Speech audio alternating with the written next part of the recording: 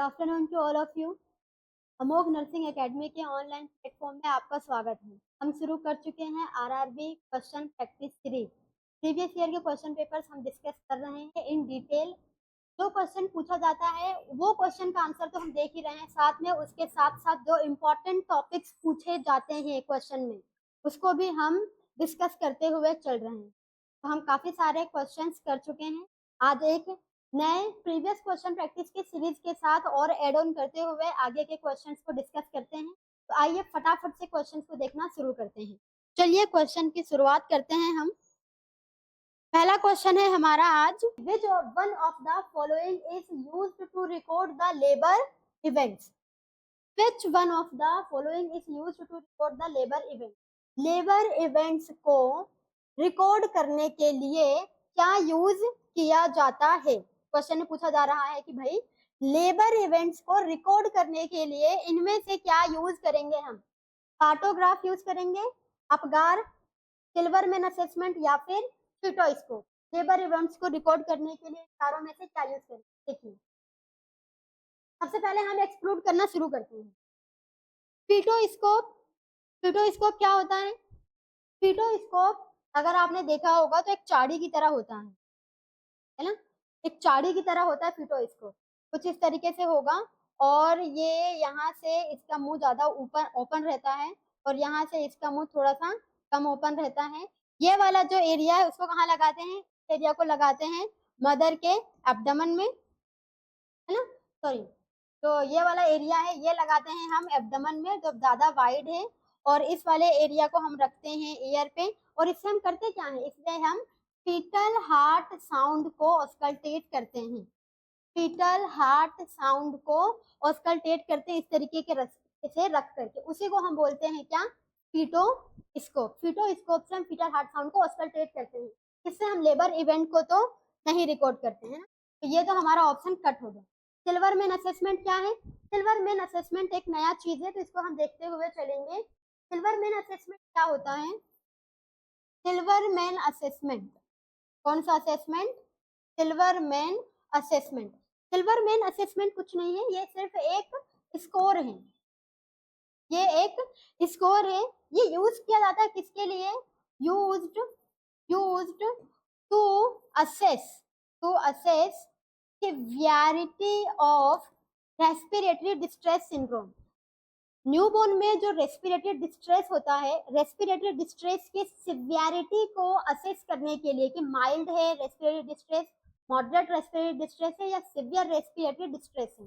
तो आरडीएस को respiratory distress की सिवियरिटी को असेस करने के लिए जो स्केल यूज किया जाता है उसी का नाम क्या है, Silverman assessment scale, used to assess severity of respiratory distress syndrome.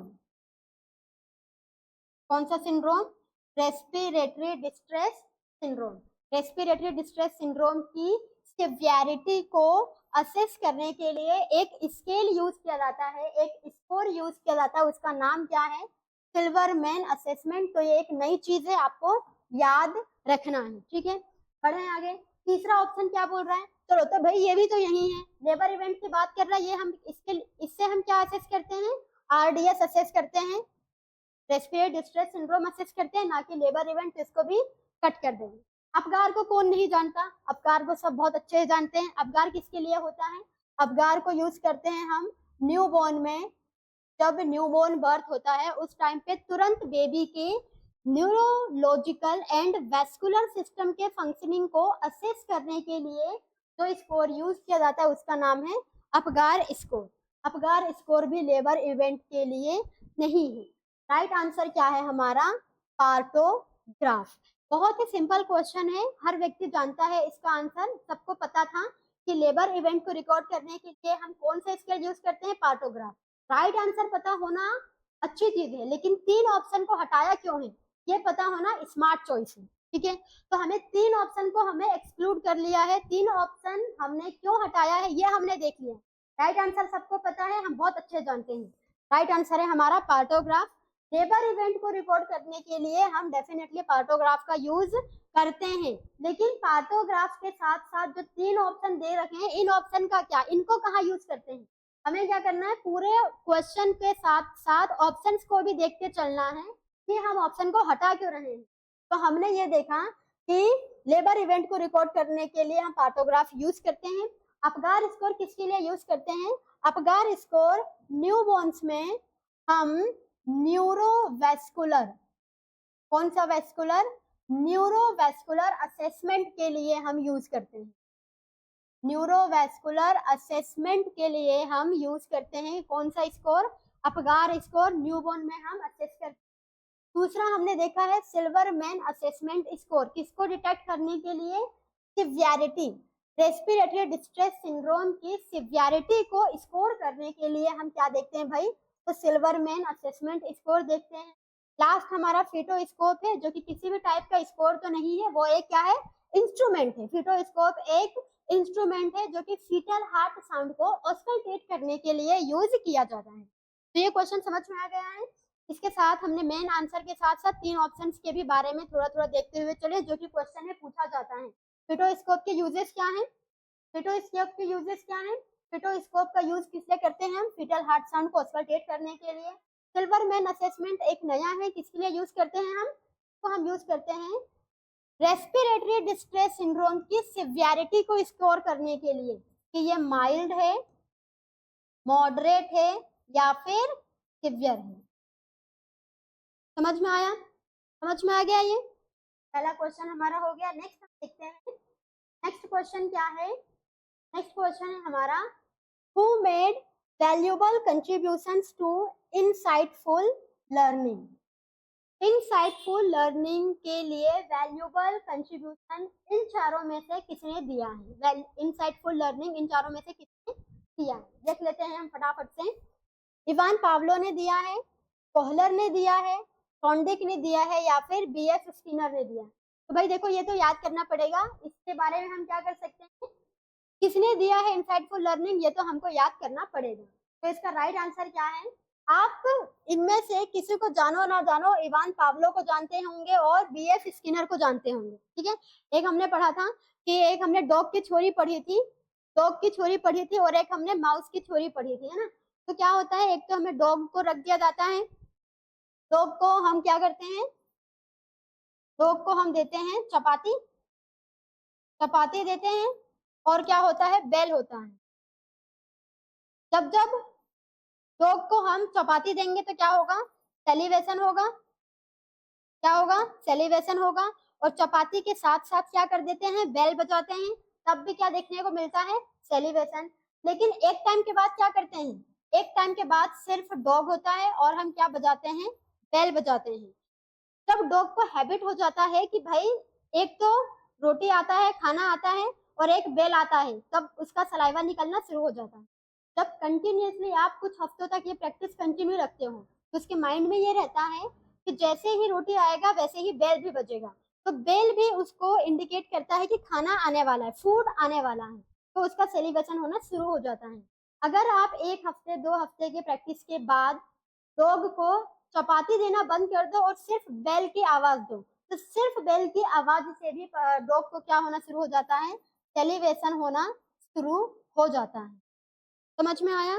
पहले आप क्या कर रहे थे, डॉग को आप चपाती भी दे रहे थे और बेल की रिंग भी कर रहे थे।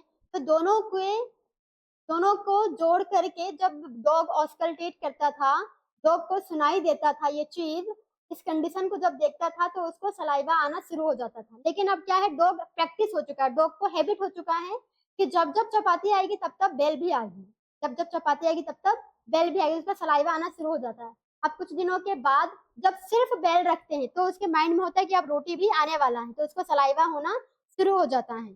तो इसको उन्होंने क्या नाम दिया था, इसको उन्होंने नाम दिया था क्लासिकल कंडीशनिंग। इस इवेंट को उन्होंने नाम दिया था क्लासिकल कंडीशनिंग, क्लासिकल कंडीशनिंग। और किसने दिया था ये नाम, ये नाम दिया गया है, ये नाम किस साइंटिस्ट ने दिया था, ये नाम दिया था इवान पावलो ने। ये नाम दिया था इवान पावलो ने। इवान पावलो ने एक थ्योरी दी थी, उस थ्योरी का नाम है क्लासिकल कंडीशनिंग। क्लासिकल कंडीशनिंग क्या स्टडी करती है कि जब आप डॉग के सामने बेल बजाएंगे, कोई भी एक स्टिमुलस रखते हैं, वो स्टिमुलस उसने रखा था बेल, बेल बजाएंगे और जब आप चपाती दे देंगे तो उसका सलाइवेशन होना शुरू हो जाएगा। एक इवेंट के बाद आप सिर्फ बेल बजाएंगे, चपाती नहीं देंगे, तब भी उसका सलाइवेशन होता रहेगा। तो उस डॉग ने लर्न कर लिया कि जब जब बेल की आवाज आएगी तब तब उसको फूड मिलेगा। अब जब आप फूड हटा देंगे तब भी उसका सेलिब्रेशन होता रहेगा। तो इसी इवेंट को इवान पावलो ने नाम दिया था क्लासिकल कंडीशनिंग। ठीक है। दूसरा दूसरा एक क्या है, दूसरा एक और हम थ्योरी पढ़ते हैं, एक थ्योरी हम दूसरी पढ़ते हैं। उसमें क्या होता है कि एक रेट को एक पिंजरे में बंद कर दिया जाता है और पिंजरे के बाहर क्या रखते हैं, फूड का टुकड़ा कोई से भी रख देते हैं, है ना, रख दिया जाता है। और उसमें क्या है, बार बार वो लेवर्स को, उसके जो लेवर्स होते हैं, लेवर्स को प्रेस करता है। लेकिन राइट लेवर को प्रेस करने की टेक्निक सिखाने के लिए ही थ्योरी बनाई गई है। उसको पता नहीं होता है कि कब राइट लेवर को प्रेस करना है और रोटी का टुकड़ा नीचे गिरेगा। मल्टीपल प्रैक्टिस करता रहता है तो राइट लेवर प्रेस होता है, रोटी का टुकड़ा नीचे गिर जाता है। तो क्या है, वो लर्न करता है, सीखना ऑपरेंट कंडीशनिंग। ऑपरेंट कंडीशनिंग इस थ्योरी का नाम दिया गया था, ऑपरेंट कंडीशनिंग। ऑपरेंट कंडीशनिंग किसने दिया है, ऑपरेंट कंडीशनिंग किसने दिया है, पीएफ स्किनर ने।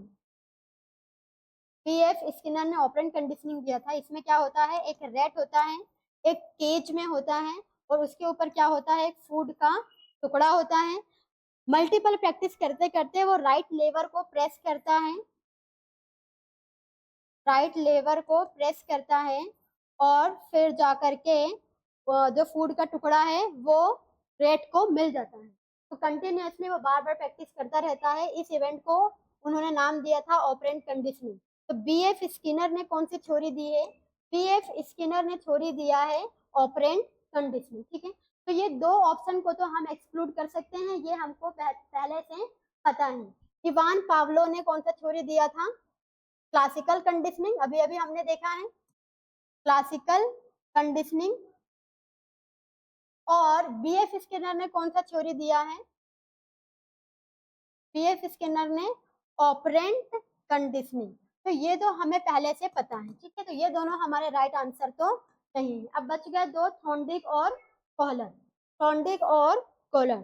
तो इसमें से राइट आंसर क्या है, इसमें से राइट आंसर है आपका कॉहलर। कॉहलर है आपका राइट आंसर। कॉहलर ने बताया था कि इनसाइटफुल लर्निंग क्या चीज होती है, कॉहलर ने बताया था। अब हम एक बार ये देख लेते हैं फटाफट से कि भाई इनसाइटफुल लर्निंग होती क्या है, इनसाइटफुल लर्निंग क्या होती है, ये देख लेते हैं हम एक बार। देखिए क्या होता है, समटाइम ऐसा होता है कि आपके पास प्रॉब्लम्स बहुत सारे होते हैं और सॉल्यूशन पता नहीं चलता, और आप बार बार ट्राई करते रहते हैं कि आपको सॉल्यूशन पता चले, आप सॉल्यूशन ढूंढते रहते हैं लेकिन आपको सॉल्यूशन नहीं मिलता है। और सम टाइम सडनली पता चलता है, सडनली आपको आइडिया आता है कि इसका आंसर ये हो सकता है, इसका सॉल्यूशन ये हो सकता है। तो वो जो सडनली आइडिया आता है, वो जो एक सडनली आपको सॉल्यूशन पता चलता है, सडन इनसाइट आपकी जो सॉल्यूशन निकलता है, उसी को कॉहलर ने नाम दिया है insightful learning. On the spot suddenly getting off solution. ठीक है। सडनली, या फिर इसको आप बोल सकते हो randomly. Randomly person gets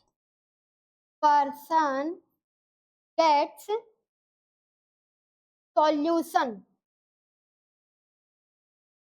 person gets solution. This is called insightful learning. इसको ही उन्होंने नाम दिया था इनसाइटफुल लर्निंग। इनसाइटफुल का मतलब क्या है, इनसाइटफुल का मतलब क्या होता है, अंदर से, है ना, अंदर से, बाय सेल्फ। उसे अंदर से खुद से ही फील होता है कि इसका सॉल्यूशन ये हो सकता है या फिर इसका आंसर ये हो सकता है। तो खुद से जब उसको सॉल्यूशन लर्न होता है, खुद से जब उसको आंसर आता है सडनली, उसी को नाम दिया था इनसाइटफुल लर्निंग। और ये किसने दिया था, ये किसने दिया था, ये दिया था कॉहलर ने, गिवन बाय कॉहलर। ठीक है। क्वेश्चन में ये पूछा गया कि इनसाइटफुल लर्निंग किस है, तो इनसाइटफुल लर्निंग कोहलर ने दिया है। इनसाइटफुल लर्निंग होता क्या है भाई? इनसाइटफुल लर्निंग का मतलब ये होता है कि जब पर्सन कंटिन्यूअसली सॉल्यूशंस ढूंढता रहता है और उसको एकदम से सडनली अचानक उसको सॉल्यूशन पता चलता है, आंसर खुद से पता चलता है कि कोई और नहीं बताता, उसे खुद से रियलाइज होता है कि इसका सॉल्यूशन ये हो सकता है, तो जो खुद से सडनली रियलाइजेशन होता है सॉल्यूशन का, उसी का नाम कोहलर ने दिया था क्या? Insightful learning. समझ में आया? हमारा हम क्वेश्चन देखते हैं। क्वेश्चन है हमारा, question who made valuable contribution learning, right answer क्या है? कोहलर। ठीक है, थॉर्नडिक ने ये वाला थ्योरी नहीं दिया, थॉर्नडिक ने दूसरा थ्योरी दिया है। थॉर्नडिक का थ्योरी दूसरा है। पीएफ स्किनर ने थ्योरी दिया था, इसका नाम ऑपरेंट कंडीशनिंग है। और इवान पावलो का जो थ्योरी, उसका नाम क्लासिकल कंडीशनिंग है। ये भी पूछा जाता है, सिर्फ थ्योरी और थ्योरिस्ट का नाम पूछा जाता है, और ये बहुत इंपॉर्टेंट है। ये जो है वो बहुत इंपॉर्टेंट है। इवान पावलो की थ्योरी और पीएफ स्किनर की थ्योरी बार बार एग्जाम से पूछा जाता है कि ऑपरेंट कंडीशनिंग किसने दिया है और क्लासिकल कंडीशनिंग किसने दिया है। तो इस क्वेश्चन के साथ आपके 3 नंबर पक्के हो रहे हैं। पहला तो क्लासिकल कंडीशनिंग किसने दिया है? क्लासिकल कंडीशनिंग इवान पावलो ने दिया है। ऑपरेंट कंडीशनिंग किसने दिया है? ऑपरेंट कंडीशनिंग किसने दिया है? ऑपरेंट कंडीशनिंग किसने दिया है भाई? पीएफ स्किनर ने। और तीसरा हमारा क्वेश्चन है कि इनसाइटफुल लर्निंग किसने दिया है? तो कोहलर ने। समझ में आया? बढ़े आगे, नेक्स्ट देखते हैं हम। नेक्स्ट क्वेश्चन है, नेक्स्ट क्वेश्चन है हमारा, what does a mixture of surfactants contain? Surfactant, surfactant कहाँ पर होता है? लंग्स में होता है। सर्फेक्टेंट कहाँ होता है? लंग्स में होता है। तो सर्फेक्टेंट किससे मिलके बना है? सिंपली ये पूछा गया है कि सर्फेक्टेंट किन किन चीजों से मिलके बना है? लिपिड एंड क्लोराइड से, प्रोटीन एंड क्लोराइड से, म्यूकस एंड क्लोराइड से, या फिर प्रोटीन एंड लिपिड से? किससे मिलकर बना है सर्फेक्टेंट? सर्फेक्टेंट किससे मिलकर बना है? लिपिड एंड क्लोराइड से तो नहीं बना है, प्रोटीन एंड क्लोराइड से भी नहीं है, म्यूकस एंड क्लोराइड से भी नहीं है। किससे मिलकर बना है सर्फेक्टेंट? प्रोटीन एंड लिपिड से। राइट आंसर है हमारा डी। जो लंग सर्फेक्टेंट है, लंग सर्फेक्टेंट जो होते हैं, lung surfactant protein and lipid से मिलके बने होते हैं। ये हमारा राइट आंसर है। अभी एक बार फटाफट से हम वो पॉइंट्स देख लेते हैं जो कि क्वेश्चंस में पूछे जाते हैं। जितने भी एग्जाम्स हैं उन सभी में एक दो लाइन पूछा जाता है, एग्जाम में आता है, वो हम देख लेते हैं। देखिए, पहला क्वेश्चन तो हमने यहाँ पर देख लिया कि सर्फेक्टेंट किससे मिलके बना है? प्रोटीन एंड लिपिड से मिलके बना है। Lung surfactant made up of protein and lipid. कौन सा प्रोटीन एंड लिपिड? कौन से प्रोटीन एंड लिपिड से मिलके बना है ना? तो ये प्रोटीन के 4 मॉलिक्यूल से मिलके बना है। जो लंग सर्फेक्टेंट है उसमें प्रोटीन के 4 मॉलिक्यूल्स होते हैं, और लिपिड फास्फोलिपिड के फॉर्म में होता है। किसके फॉर्म में होता है? फास्फोलिपिड के फॉर्म में होता है, और इसके 10 मॉलिक्यूल्स होते हैं। ठीक है, lung surfactant protein and lipid से मिलकर बना होता है। प्रोटीन के 4 मॉलिक्यूल्स होते हैं, लिपिड फास्फोलिपिड के फॉर्म में होता है, मतलब फास्फेट और लिपिड का जो कंपाउंड फॉर्म होता है उसी को फास्फोलिपिड कहा है। और कितने मॉलिक्यूल्स होते हैं? 10 मॉलिक्यूल्स होते हैं। पहला। दूसरी चीज क्या है? लंग सर्फेक्टेंट कहाँ से रिलीज होता है? Surfactant is synthesized by, surfactant is synthesized by. Surfactant कहाँ से सिंथेसाइज होता है? तो सर्फेक्टेंट सिंथेसाइज होता है कहाँ से? By type 2 pneumocyte cell. कौन सा? Type 2 pneumocyte cell. इसे और क्या बोल सकते हैं? इसे और भी नाम दिया गया है एल्व्यूलार सेल। कौन सा सेल? एल्व्यूलार सेल। सर्फेक्टेंट जो है वो सिंथेसाइज कहाँ से होता है? टाइप 2 न्यूमोसाइट सेल या फिर एल्वुलार सेल से लंग सर्फेक्टेंट सिंथेसाइज होता है। अब ये जो टाइप 2 है इसके और कौन कौन से टाइप्स होते हैं? टाइप 1 का क्या सीन है? तो एक बार छोटा सा नोट देख लेते हैं। जो टाइप 1 होता है, टाइप 1 जो एल्वुलार सेल होता है वो क्या करता है? Type 1 alveolar cell is responsible for gas exchange. Type 1 alveolar cell is responsible for gas exchange. Type 2 alveolar cell क्या करता है, अभी अभी हमने देखा है। टाइप 2 एल्वुलर सेल क्या करता है, अभी अभी हमने देखा है क्या करता है, ये सर्फेक्टेंट सिंथेसिस। क्या करता है भाई, ये सर्फेक्टेंट को सिंथेसिस करने का काम करता है। और जो टाइप 3 एल्वुलर सेल है, टाइप 3 एल्वुलर सेल क्या करता है, ये लड़ने का काम करता है। फेगोसाइटिक सेल, ये क्या है, ये फेगोसाइटिक सेल है, जिसका नाम क्या है, जिसका नाम है डस्ट सेल, है ना। तो यहाँ से हमने एक तो तीन चीज देख लिया है, तीन चीज देख लिया है कि सर्फेक्टेंट किससे मिलके बना होता है, और सर्फेक्टेंट कौन सिंथेसाइज करता है, और जो सर्फेक्टेंट जितने सर्फेक्टेंट के सिंथेसाइज करने के जो सेल्स हैं वो तीन टाइप्स के होते हैं। तीन टाइप्स के सेल्स होते हैं लंग्स में। उन तीनों टाइप्स के बारे में हमने देख लिया है। जो फर्स्ट टाइप होता है वो क्या करता है, वो गैस एक्सचेंज करता है। सेकंड टाइप सर्फेक्टेंट सिंथेसिस करता है, और थर्ड टाइप क्या करता है, फेगोसाइटिक सेल बनाता है। वो फेगोसाइटिक सेल का नाम क्या है, डस्ट सेल। तो एक क्वेश्चन ये पूछा जाता है, एक क्वेश्चन ये पूछा जाता है कि which phagocytic cell is found in lungs. क्या पूछा जाता है, which phagocytic cell found in lungs. समझ में आया, आंसर क्या है, डस्ट सेल। ठीक है, आंसर क्या है इसका, डस्ट सेल। समझ में आ गया, इतनी चीजें हमने यहाँ पर देख ली है। राइट आंसर हमें पता चल गया है। किससे मिलकर बना होता है, प्रोटीन एंड लिपिड से। लिपिड कौन से फॉर्म में होता है, फास्फोलिपिड के फॉर्म में होता है। कितने मॉलिक्यूल्स होते हैं फास्फोलिपिड के, 10 मॉलिक्यूल्स। और प्रोटीन के कितने मॉलिक्यूल्स होते हैं, 4 मॉलिक्यूल्स होते हैं। कौन से सेल से रिलीज होता है सर्फेक्टेंट, कौन से सेल से रिलीज होता है surfactant, type 2 alveolar cell, type 2 alveolar cell, या फिर हम इसको क्या बोल सकते हैं, न्यूमोसाइट्स, न्यूमोसाइट्स से रिलीज होता है। जो टाइप 2 है, इसके साथ साथ ही हमने तीन और देख लिया कि भाई टाइप 1 क्या करता है, टाइप 1 गैस एक्सचेंज का काम करता है, टाइप 2 सर्फेक्टेंट रिलीज करता है, और टाइप 3 एल्वुलर सेल्स जो है वो फेगोसाइट्स का काम करता है। लंग्स में पाया जाने वाला फेगोसाइटिक सेल का नाम क्या बताया भाई, डस्ट सेल, है ना। लंग्स में पाया जाने वाला फेगोसाइटिक सेल का नाम क्या बताया है, डस्ट सेल। तो आपके 3-4 क्वेश्चन यहाँ से रेडी हो चुके हैं। नेक्स्ट क्वेश्चन हम देखते हैं।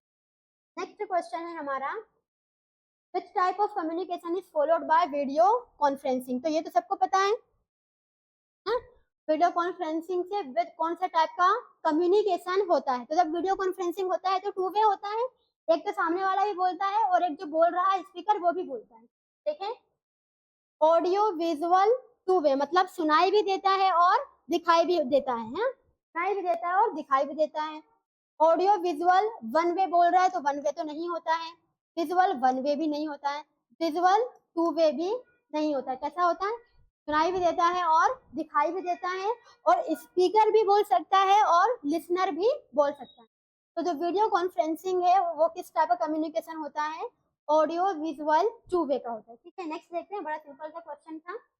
नेक्स्ट क्वेश्चन है हमारा, which is an intervention for a patient with chronic obstructive pulmonary disease. मतलब ये किसकी बात कर रहा है, ये बात कर रहा है सीओपीडी की। क्वेश्चन, नेक्स्ट क्वेश्चन है सीओपीडी के रिगार्डिंग कि which type of intervention is taken for COPD. COPD के पेशेंट के लिए आप कौन सा इंटरवेंशन करेंगे। देखिए, देखते हैं हम चारों ऑप्शन में से।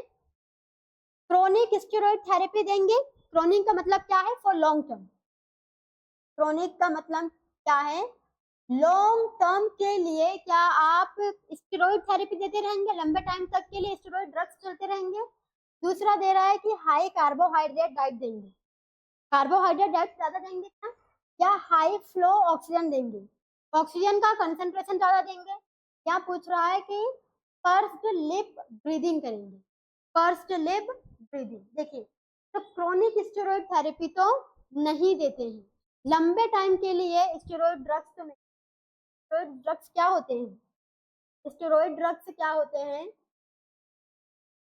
जो आपके स्टेरॉइड ड्रग्स हैं वो इम्यूनोसप्रेसेंट्स होते हैं। क्या होते हैं, इम्यूनोसप्रेसेंट्स होते हैं। तो सीओपीडी के लिए तो लॉन्ग टाइम तक स्टेरॉइड ड्रग्स नहीं देते हैं, पहला ऑप्शन तो गलत है ना। दूसरा है high carbohydrate diet. High carbohydrate diet और सीओपीडी का आपस में कोई भी रिलेशन नहीं है, ठीक है। एक टाइम पे हाई प्रोटीन डाइट दे सकते हैं, लेकिन हाई कार्बोहाइड्रेट डाइट और सीओपीडी का आपस में कोई रिलेशन नहीं है। तीसरा है हाई फ्लो ऑक्सीजन। तो भाई एक चीज तो हमको सीओपीडी पढ़ के समझ में आ गया है, सीओपीडी पढ़ के एक चीज हमको समझ में आ गया है कि सीओपीडी का पेशेंट मतलब क्या, लो कंसंट्रेशन ऑक्सीजन, सही है, लो कंसंट्रेशन ऑक्सीजन। सीओपीडी का पेशेंट मतलब लो कंसंट्रेशन ऑक्सीजन। क्यों ऐसा? क्योंकि अगर आप पेशेंट को जितना ऑक्सीजन रिक्वायर्ड है बॉडी में उतना ऑक्सीजन देते जाओगे तो पेशेंट का बॉडी खुद से एफर्ट नहीं करता ऑक्सीजन लेने के लिए, खुद से एफर्ट नहीं करता, तो वो पेशेंट के ऑक्सीजन एफर्ट्स को मेंटेन रखने के लिए हम क्या करते हैं, लो ऑक्सीजन देते हैं ताकि पेशेंट के लंग्स खुद से एफर्ट्स करते रहें। इसको क्या नाम दिया है, इसको नाम दिया है लो कंसंट्रेशन ऑक्सीजन। क्यों देते हैं हम, to maintain oxygen drive, to maintain oxygen drive. Drive का मतलब हम ये बोल सकते हैं सिंपल लैंग्वेज में एफर्ट्स, ड्राइव का मतलब हम सिंपल लैंग्वेज में बोल सकते हैं ड्राइव एफर्ट्स। अगर पेशेंट को जो चीज चाहिए वो चीज आप दे दोगे तो वो खुद से एफर्ट्स नहीं करेगा। यही सेम चीज हमें सीओपीडी में देखने को मिलता है। अगर उसे ऑक्सीजन 95% सैचुरेशन मेंटेन करने के लिए 95% का ऑक्सीजन आप डिलीवर कर दोगे तो पेशेंट का लंग्स खुद से एफर्ट नहीं करता है। तो पेशेंट की बॉडी में ऑक्सीजन ड्राइव को, ऑक्सीजन एफर्ट को मेंटेन रखने के लिए क्या करना होता है, लो ऑक्सीजन कंसंट्रेशन डिलीवर करना होता है ताकि पेशेंट खुद से भी ऑक्सीजन लेता रहे। इसलिए सीओपीडी का मैनेजमेंट मतलब लो कंसंट्रेशन ऑक्सीजन, ये मोस्ट इंपॉर्टेंट क्वेश्चन है सीओपीडी में। सीओपीडी में हम हमेशा लो कंसंट्रेशन ऑक्सीजन देते हैं, किस चीज के लिए, टू मेंटेन ऑक्सीजन ड्राइव, ठीक है। तो हमारा सी ऑप्शन तो कट हो गया है, सी ऑप्शन भी कट हो गया। बचा क्या है, pursed lip breathing, pursued lip breathing. Right answer है हमारा pursued lip breathing D, pursued lip breathing D.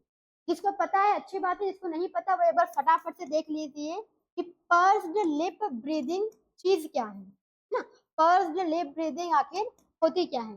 तो कोई प्रॉब्लम नहीं है। देखिए अगर आप सीओपीडी के नाम को देखो तो इसमें लिखा हुआ है chronic obstructive, chronic obstructive pulmonary disease. मतलब होता क्या है, पेशेंट के माउथ में या एयरवे में कुछ ऑब्स्ट्रक्शन नहीं होता है, जो ब्रोंकियल सेल्स होते हैं ब्रोंकियल्स में सिक्रीशंस इतने ज्यादा होना शुरू हो जाता है कि पर्सन एक्सपायर नहीं कर सकता, पर्सन का जो एक्सपिरेटरी एफर्ट है एक्सपायरेशन कम हो जाता है, और जब एक्सपायरेशन कम होगा तो कार्बन डाइऑक्साइड बॉडी में लंग्स में कलेक्ट होना शुरू हो जाता है। कार्बन डाइऑक्साइड लंग्स में कलेक्ट होता है, उस कार्बन डाइऑक्साइड को रिमूव करने के लिए ही एक ब्रीदिंग टेक्निक यूज किया जाता है, to exhale, to exhale carbon dioxide from lungs. Lungs से कार्बन डाइऑक्साइड को एक्सहेल करने के लिए ही एक ब्रीदिंग टेक्निक यूज किया जाता है। उस ब्रीदिंग टेक्निक का नाम क्या है, उसका नाम है pursed lip breathing, pursued lip breathing. तो इसमें इस पर्स्ड लिप ब्रीदिंग क्या है, सीओपीडी क्या है, एक ऑब्स्ट्रक्टिव पल्मोनरी डिसीज है। इसमें पर्सन इंस्पायर तो अच्छे से कर पाता है, इनहेल अच्छे से कर पाता है, लेकिन एक्सहेल अच्छे से एफिशिएंटली नहीं कर पाता है। तो लंग्स में जो कार्बन डाइऑक्साइड कलेक्ट हो चुके हैं, कार्बन डाइऑक्साइड को एक्सहेल करवाने के लिए ही एक ब्रीदिंग टेक्निक यूज किया जाता है, जिसका नाम क्या दिया है, pursed lip breathing. Pursued lip breathing में क्या होता है, क्लाइंट को बोलते हैं आप गहरी सांस लीजिए, नाक से गहरी सांस लेना है और माउथ से स्लोली, इस तरीके से स्लोली माउथ से एक्सहेल करना है ताकि जो कलेक्टेड कार्बन डाइऑक्साइड है वो एक्सहेल हो जाए। इस टेक्निक का नाम ही क्या है, पर्स्ड लिप ब्रीदिंग। इसमें होता क्या है, जो कलेक्टेड कार्बन डाइऑक्साइड है उसे एक्सहेल किया जाता है। इस टेक्निक का नाम क्या दिया है, pursed lip breathing, to exhale carbon dioxide from lung. इसमें करना क्या होता है, इसमें करना क्या होता है, पर्स्ड लिप ब्रीदिंग में इनहेल डीप इनहेल है ना, deep inhale from nose, nose से गहरी सांस लेना है, नोज से गहरी सांस लेना है, एंड एक्सहेल फ्रॉम माउथ, ठीक है। स्लोली क्या करना है, स्लोली नोज से गहरी सांस लेना है और माउथ से स्लोली एक्सहेल करना है। इस टेक्निक का नाम क्या होता है, पर्स्ड लिप ब्रीदिंग। कहाँ यूज करते हैं, सीओपीडी में। क्यों यूज करते हैं, टू रिमूव कार्बन डाइऑक्साइड। कौन सा carbon dioxide, trapped carbon dioxide को एक्सहेल करने के लिए हम यूज करते हैं। समझ में आ गया, इंपॉर्टेंट क्वेश्चन था, अच्छा क्वेश्चन था, ये याद रखना है, ठीक है।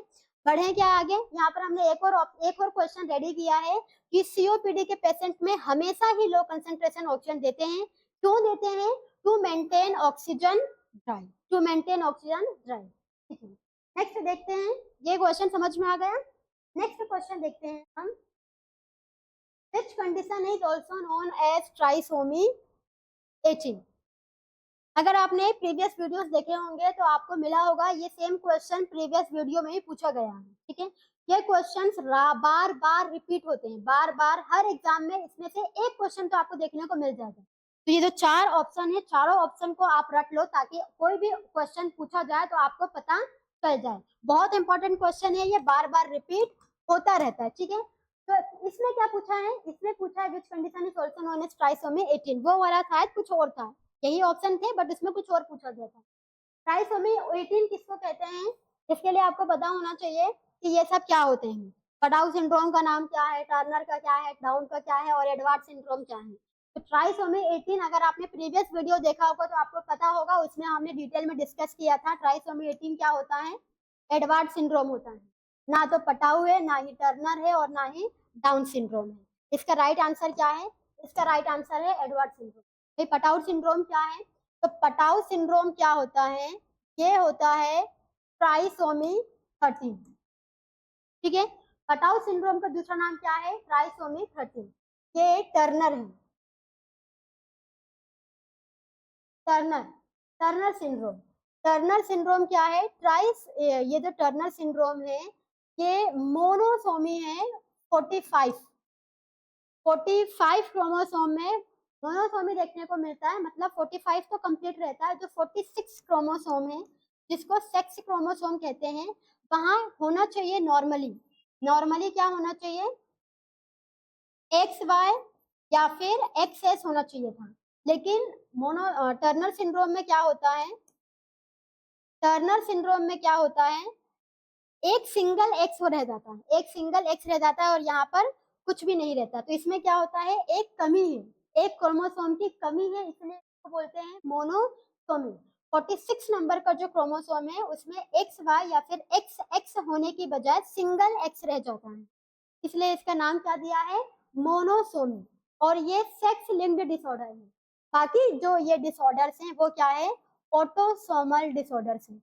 ऑटोसोमल मतलब body organ other than sex organs, other than sex organs. और सेक्स लिंक्ड डिसऑर्डर्स का मतलब क्या है, जो कि सेक्सुअल कैरेक्टरिस्टिक से रिलेटेड है, ठीक है। डाउन सिंड्रोम क्या है, डाउन सिंड्रोम तो सबको पता होगा। डाउन सिंड्रोम का दूसरा नाम क्या है, ट्राइसोमी 21। ये सबका फेवरेट क्वेश्चन है, ये हर एग्जाम में पूछ ही लेते हैं एक नए, ट्राइसोमी 21। और एडवर्ड सिंड्रोम हमने देख लिया, इसका नाम क्या दिया है, ट्राइसोमी 18। तो होपफुली आपको ये क्वेश्चन समझ में आ गया होगा। इंपॉर्टेंट क्वेश्चन है, 4 में से कोई ना कोई एक तो आपको हर पेपर में, हर एग्जाम में देखने को मिल। पटाउ सिंड्रोम क्या है, ट्राइसोमी 13। टर्नर सिंड्रोम क्या है, मोनोसोमी 45, मोनोसोमी 45। डाउन सिंड्रोम क्या है, ट्राइसोमी 21। और एडवर्ड सिंड्रोम ट्राइसोमी 18। ये जो एक बार देख लेते हैं हम, देखिए ये जो पटाउ सिंड्रोम है, Patau syndrome, Patau syndrome, Patau syndrome, down syndrome और एडवर्ड सिंड्रोम, ये तीनों ही सिंड्रोम कैसे होते हैं, ये ऑटोसोमल डिसऑर्डर्स हैं, ऑटोसोमल डिसऑर्डर्स हैं।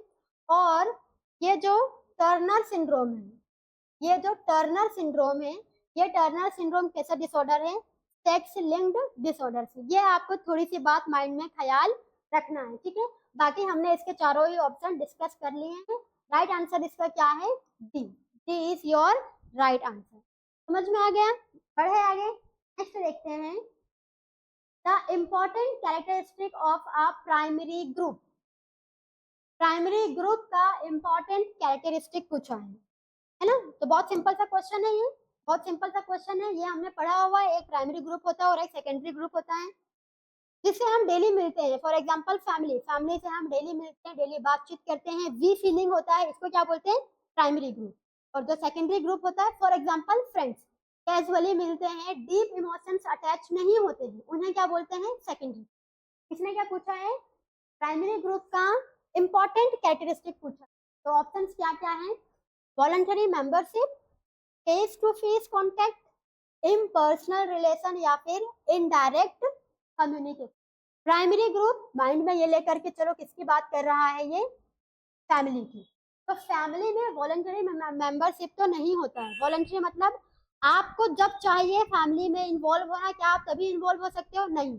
आपको नहीं चाहते फिर भी आपको फैमिली में पार्टिसिपेट करना पड़ेगा। Family is your body part, for example family is your body part.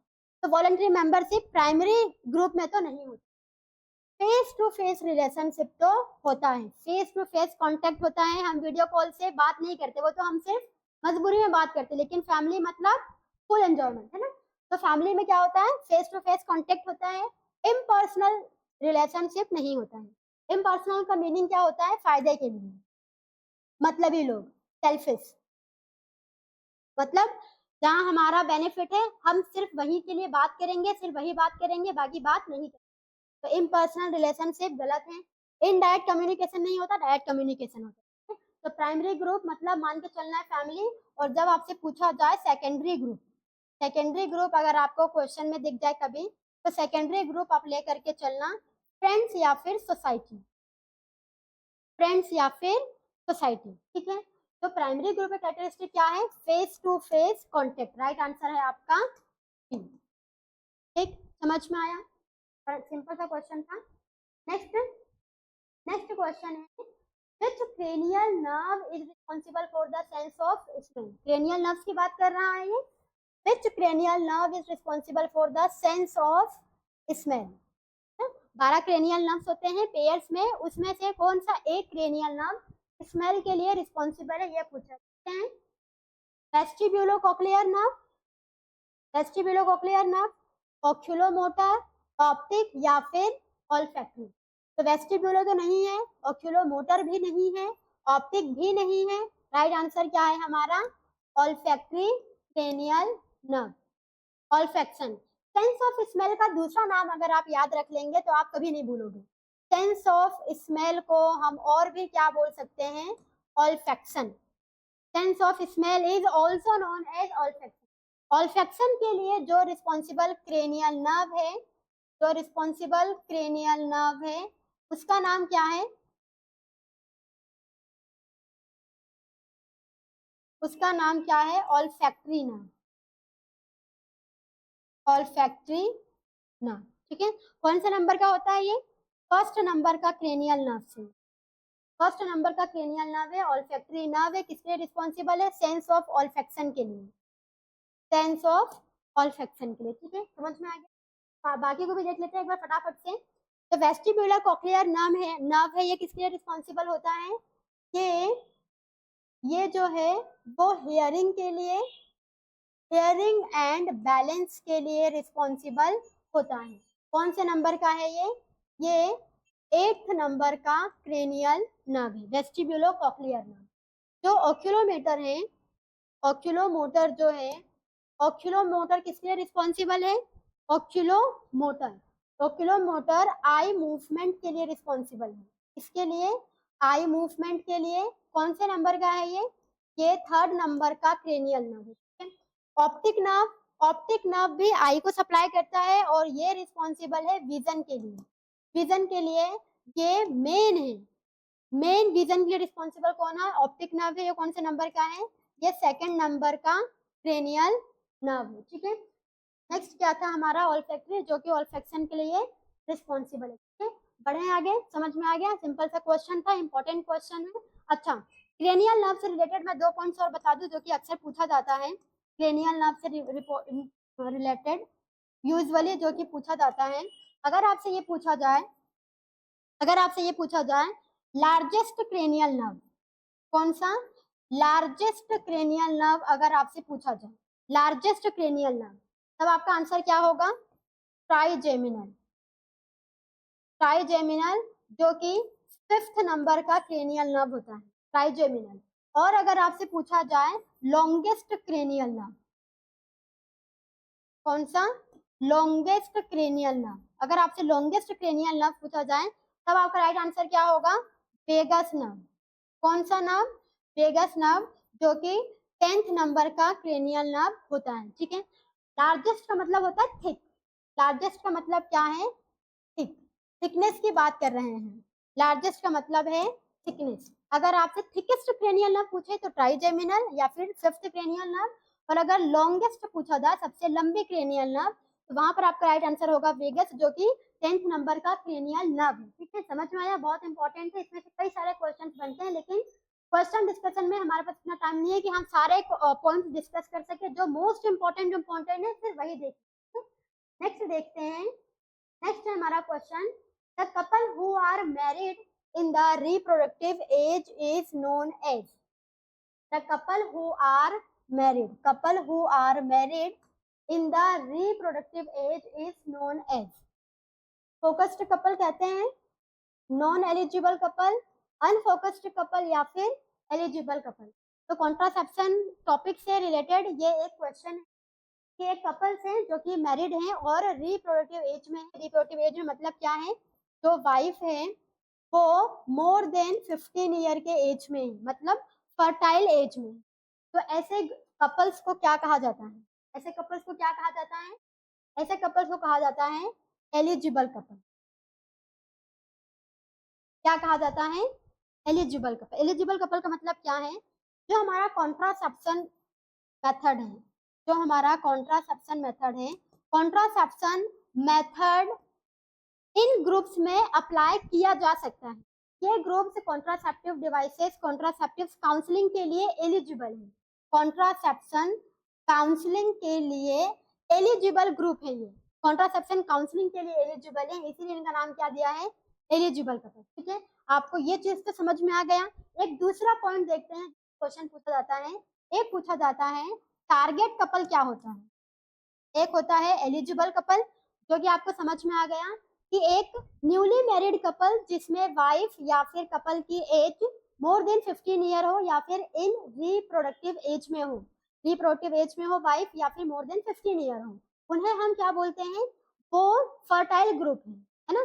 Fertile group मतलब उन्हें कॉन्ट्रासेप्शन काउंसलिंग की जरूरत है। उन ग्रुप्स को हम कॉन्ट्रासेप्शन काउंसिल दे सकते हैं। These groups are eligible for getting contraception counselling, इसीलिए इनको क्या नाम दिया गया है? Eligible couple. एक दूसरे कपल होते हैं जिनका नाम है टारगेट कपल। टारगेट कपल का मतलब क्या है? टारगेट कपल को एटलीस्ट वन चाइल्ड हो चुके हों, उनके 1 चाइल्ड एटलीस्ट हो चुके हैं। तो अब गोल क्या है कि नेक्स्ट चाइल्ड में एटलीस्ट 3 ईयर का गैप होना चाहिए, गैप मेंटेन करना है। मतलब अभी नेक्स्ट फोकस है, नेक्स्ट टारगेट है कि 3 ईयर का गैप करना है। तो हमारा टारगेट कपल होते हैं ऐसे कपल जिनको एटलीस्ट 1 चाइल्ड हो चुके हैं। तो कॉन्ट्रासेप्शन काउंसलिंग के लिए, कॉन्ट्रासेप्शन डिवाइसेस के लिए ऐसे कपल टारगेट कपल कहलाते हैं जिनके एटलीस्ट 1 चाइल्ड है, ताकि उन्हें कॉन्ट्रासेप्शन डिवाइस के लिए, कॉन्ट्रासेप्टिव मेथड्स के लिए एनकरेज किया जा सके। उन्हें कहा जाता है टारगेट कपल। और जो मैरिड हैं और रिप्रोडक्टिव एज में हैं उन्हें कहा जाता है एलिजिबल कपल। तो ये दोनों कपल आपको याद रखना है। टारगेट कपल मतलब एटलीस्ट 1 चाइल्ड हो और एलिजिबल कपल मतलब रिप्रोडक्टिव एज में हो और मैरिड हो, मैरिड होने चाहिए और रिप्रोडक्टिव एज में हो। ये किससे रिलेटेड है? ये कॉन्ट्रासेप्शन से रिलेटेड है। समझ में आया क्या? 2 चीजें आपको याद रखना है, एलिजिबल कपल और टारगेट कपल। एलिजिबल कपल मतलब वो चाइल्ड बेयर कर सकते हैं, तो चाइल्ड बेयर करेक्ट एज में करें, इसके लिए हमें कॉन्ट्रासेप्शन काउंसलिंग देने के लिए ये कपल एलिजिबल। टारगेट कपल का मतलब क्या है कि ऐसे कपल्स में 3 ईयर का गैप मेंटेन रखना है। तो ऐसे कपल्स को सर्च करना है और उन्हें गाइड करना है, काउंसिल करना है, डिवाइसेस एंड मेथड्स के बारे में एक्सप्लोर करना है। ऐसे कपल्स को हम क्या बोलते हैं? जिनका एटलीस्ट 1 चाइल्ड हो, टारगेट कपल। समझ में आ गया? आज के लिए इतने ही क्वेश्चंस हैं, बाकी क्वेश्चंस लेकर के आएंगे हम नेक्स्ट वीडियो में। तब तक के पढ़ते रहिए। धन्यवाद।